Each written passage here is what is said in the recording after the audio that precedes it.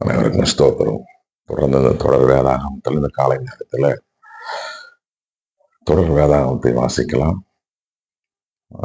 ஆதியான புஸ்தகம் 40ஆம் பகுதி, தொடக்க நூல் 40. கைதிகளின் கனவுகளும் யோசேப்பின் விளக்கங்களும். இவை நிகழ்ந்த பின் எகிப்து மன்னனுக்கு மது பரிமாறுவோனும் அப்பம் தயாரிப்பனும் தங்கள் தலைவனாக எகிப்திய மன்னனுக்கு எதிராக குற்றம் செய்தனர்.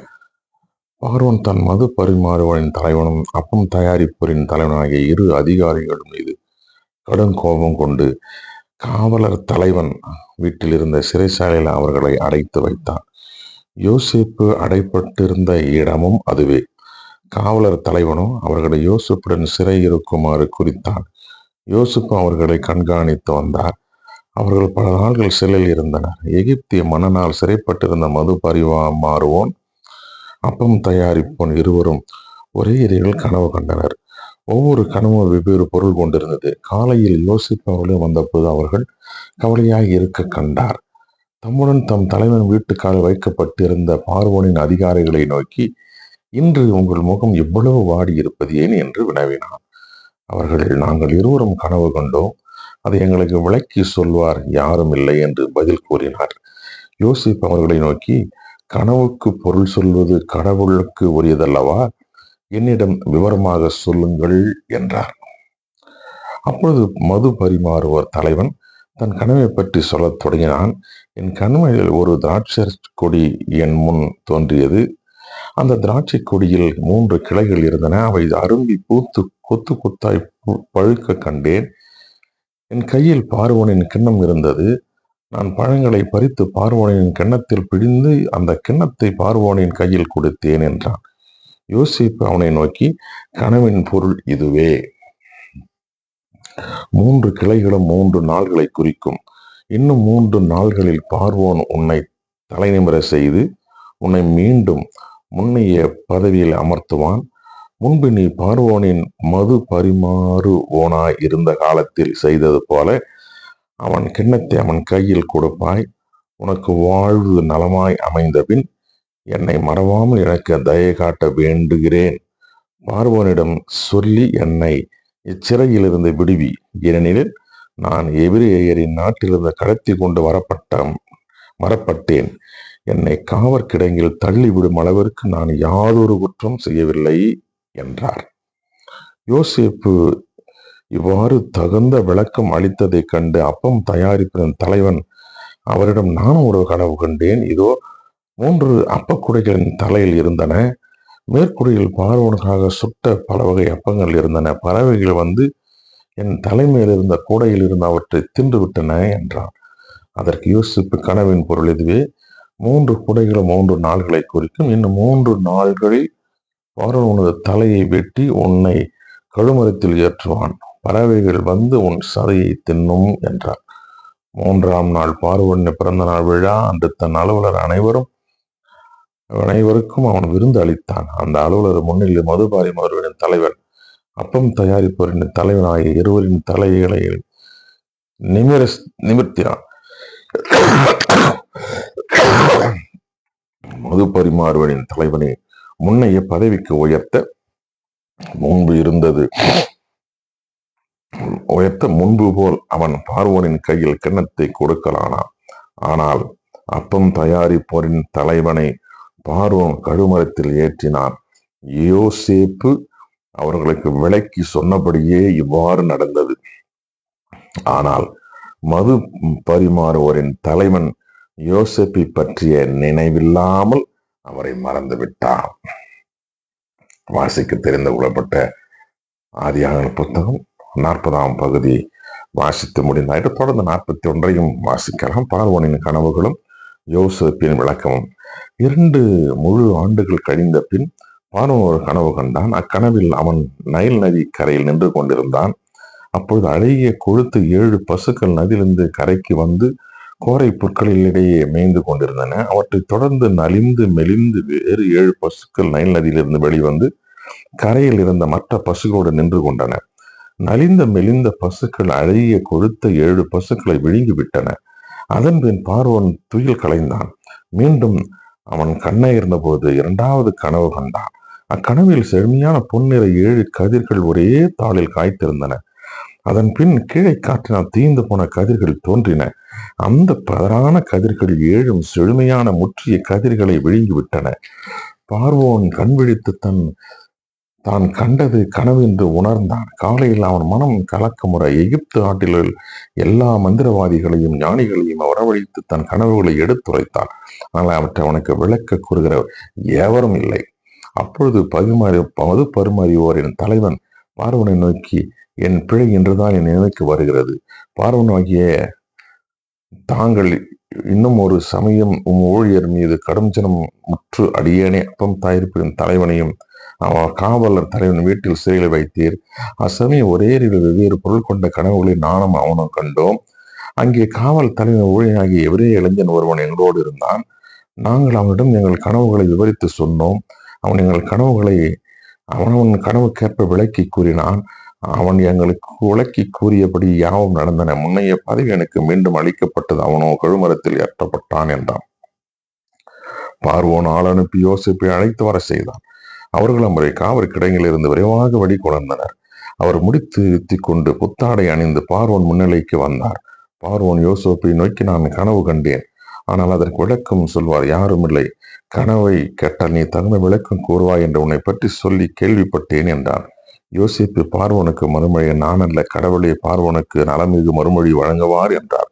அப்பொழுது பார்வோன் யோசேப்பிடம் சொன்னதாவது, என் கனவில் நைல் நதியில் கரையில் நான் நின்று கொண்டிருந்தேன். அப்பொழுது கொழுத்து 7 அழகிய பசுக்கள் அருமையை வெளியேறி வந்த கோரை புற்களடியை மேய்ந்து கொண்டிருந்தன. அவற்றுக்கு பின் வற்றிய மிகவும் நலிந்த மெலிந்த 7 பசுக்கள் கரையேறி வந்தன. அத்தகைய அருவறுப்பான பசுக்களை எகிப்து நாட்டில் நான் எங்கும் இப்பொழுதும் கண்டதில்லை. நலிந்த மெலிந்த இந்த பசுக்கள் முதலில் வந்த கொழுத்த 7 பசுக்களை விழுங்கிவிட்டன. ஆனால் இவை அவற்றை விழுங்கிய பின்னும் விழுங்கியவனவாகவே தெரியவில்லை. முன்பு போலவே மெலிந்து தோன்றின. அதன் பின் நான் துயில் கலைந்தேன். மீண்டும் ஒரு கனவு கண்டேன். அதில் செழுமையான முற்றி 7 கதிர்கள் ஒரே தாளில் தோன்ற கண்டேன். அவற்றின் பின் தீர்ந்த பதறாகிய கீழே காற்றினால் கருகி போன வேறு 7 கதிர்கள் வெளிவந்தன. அந்த பதறான 7 கதிர்கள் அழகிய 7 கதிர்களை விழுங்கிவிட்டன. இதை பற்றி மந்திரவாதிகளிடம் சொன்னேன், ஆனால் எவராலும் எனக்கு பொருள் கூற முடியவில்லை. அதற்கு யோசேப்பு பார்வனை நோக்கி, பார்வனாகிய தாங்கள் கண்ட கனவுகள் குறிப்பன ஒன்றே. கடவுள் தம் செய்யவிருப்பதை பார்வனுக்கு வெளிப்படுத்தியுள்ளார். நல்ல 7 பசுக்கள் 7 ஆண்டுகளை குறிக்கும். நல்ல 7 கதிர்கள் 7 ஆண்டுகளை குறிக்கும். ஆக கனவுகள் குறிப்பன ஒன்றே. அவற்றுக்கு பின் வந்த மெலிந்து அருவறுப்பான 7 பசுக்கள் 7 ஆண்டுகளை குறித்தும், பதறாகிய வெப்ப காற்றினால் தேய்ந்து போன 7 கதிர்கள் பஞ்சம் நிறைந்த 7 ஆண்டுகளை குறிக்கும். நான் பார்வனாகிய தங்களுக்கு சொன்னது போலவே கடவுள் தாம் செய்ய இருப்பதை பார்வனாகிய தங்களுக்கு வெளிப்படுத்தியுள்ளார். எகிப்தின் நாடு எங்கும் மிக வளமான 7 ஆண்டுகள் வரவிருக்கின்றன. அதன் பின் 7 ஆண்டுகள் பஞ்சம் நிலவும். அப்பொழுது எகிப்து நாட்டின் அனைத்து வளமும் மறைந்து போகும் அளவிற்கு அந்நாட்டை பஞ்சம் பாழாக்கும். நாட்டின் வளமை நினைவுக்கே வராது வரவிருக்கும் பஞ்சம் அந்த அளவிற்கு கடுமையாக இருக்கும். இது கடவுளால் உறுதி செய்யப்பட்டு விட்டது என்பதற்கு, அவரால் விரைவில் நிறைவேற்றப்படும் என்பதற்கும் அறிகுறியாகவே பார்வனுக்கு கனவு 2 முறை வந்தது. எனவே பார்வன் உடனடியாக மதிநுட்பமும் ஞானமும் செறிந்த ஒருவனை கண்டுபிடித்து எகிப்து நாட்டின் அதிகாரியாக அமர்த்த வேண்டும். மேலும் 7 வளமான ஆண்டுகளில் எகிப்து நாட்டின் வளர்ச்சியில் 5 ஒரு பகுதியை கொள்முதல் செய்யுமாறு மேற்பியாளர்களை பார்வன் தொடர்ந்து நியமிக்கப்பட்டு வரவிருக்கும் வளமான இந்த 7 ஆண்டுகளிலேயே தானியம் முழுவதையும் பார்வோனின் அதிகாரத்தில் அவர்கள் கொள்முதல் செய்து பின்னர் உண்ண கொடுப்பதற்கென நகர்களை சேமித்து வைக்கட்டும். எகிப்து நாட்டில் பஞ்சம் வரவிருக்கும் 7 ஆண்டுகள் பயன்படுத்துமாறு தானியம் இவ்வாறு சேமித்து வைக்கப்படட்டும். நாடும் பஞ்சத்தினால் அழியாதிருக்கும் என்றான். யோசேப்பு எகிப்தின் ஆளுநர் ஆதல். அவர் சொன்னது பார்வோனுக்கு அவன் அலுவலருக்கும் நல்லதென தோன்றியது. பார்வோன் தன் அலுவலர்களை நோக்கி, இறையாவை பெற்றுள்ள இவரை போல் வேறொரையும் நாம் காண முடியுமோ என்றான். பின்பு பார்வோன் யோசேப்பை நோக்கி, இவற்றையெல்லாம் கடவுளும் ஒருவருக்கு அறிவித்துள்ளார். உமையுடன் மதிநுட்பமும் ஞானமும் செறிந்தவர் யாரும் இல்லர். எனவே நீரே என் அரண்மனையின் பொறுப்பை ஏற்பீர். உன் வார்த்தைக்கு என் மக்கள் எல்லோரும் அடிபணியட்டும். அரியணையில் மட்டும் நான் உனக்கு மேற்பட்டவனாய் இருப்பேன் என்றான். பின்பு பார்வோன் யோசேப்பை, இதோ எகிப்து நாடு முழுவதும் உம்மை அதிகாரியாக நியமிக்கிறேன் என்று சொன்னான். உடனே பார்வோன் தன் கையில் அணிந்திருந்த அரச கணையாழியை கழற்றி அதை யோசேப்பு கையில் அணிவித்து அவருக்கு பட்டாடை உடுத்தி பொன் கழுத்தணியை அவருக்கு அணிவித்தான். மேலும் அவரை தன் 2ஆம் தேரில் வலமர செய்து அவருக்கு முழந்தாளிடுங்கள் என்று ஏவலர் கட்டியம் கொர செய்தான். இவ்வாறு எகிப்து நாடு முழுவதற்கும் அவரை அதிகாரியாக்கினான். மேலும் அவன் யோசேப்பை நோக்கி, பார்வோனாகிய நான் கூறுகிறேன், உமது ஒப்புதல் என்று எகிப்து நாடுங்க எவனும் கையையோ காலையோ உயர்த்தக்கூடாது என்றான். பின் பார்வோன் யோசேப்பிற்கு சபனாத்து பனேகா என்ற புதிய பெயர் சூட்டி, ஓர் நகர் அர்ச்சகர் போற்றி பேராவின் மகளான ஆசினத்தை அவருக்கு மனமுடித்து வைத்தான். எகிப்து நாடு முழுவதற்கும் யோசேப்பு ஆளுநர் ஆனார். எகிப்தின் மன்னனாகிய பார்வோனிடம் பணியேற்ற பொழுது யோசேப்புக்கு வயது 30. அவர் பார்வோனை விடைபெற்று எகிப்து நாடு முழுவதும் சுற்றுப்பயணம் செய்தார். வளமிக்க 7 ஆண்டுகள் நிலம் மிகுதியாக விளைச்சல் தந்தது. அந்த 7 ஆண்டுகள் எகிப்து நாட்டில் விளைந்த எல்லா பொருள்களையும் நகர்களில் அவர் சேகரித்து வைத்தார். ஒவ்வொரு நகரிலும் அதை சுற்றியுள்ள வயல்களிலும் விளைந்த உணவுப் பொருட்களை சேமித்து வைத்தார். கடற்கரை மணல் அளவுக்கு மிகுதியான தானியத்தை யோசேப்பு உணர்ந்து குவித்தார். கணிக்க இயலாத அளவுக்கு உணவுப் பொருட்கள் சேர்ந்தமையால் கணிப்பதை நிறுத்தினார். பஞ்சத்தின் ஆண்டு வரும் முன்னே யோசேப்பிற்கு ஓன் நகர் அர்ச்சகர் போற்றி பெராவின் மகள் ஆசினத்து மைந்தர் இருவரை பெற்றெடுத்தார். யோசேப்பு எல்லா துன்பங்களையும் தன் தந்தையின் வீட்டையும் கடவுள் மறக்க செய்தார் என்று சொல்லி தலைமகனுக்கு மனாசே என்று பெயரிட்டார்.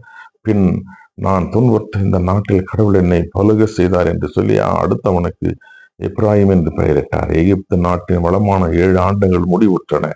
யோசேப்பு முன்னறிவித்தபடி 7ஆம் ஆண்டு பஞ்சம் தொடங்கியது. எல்லா நாடுகளிலும் பஞ்சம் தலைவிரித்தது. ஆனால் எகிப்து நாடு முழுவதற்கும் உணவு கிடைத்தது.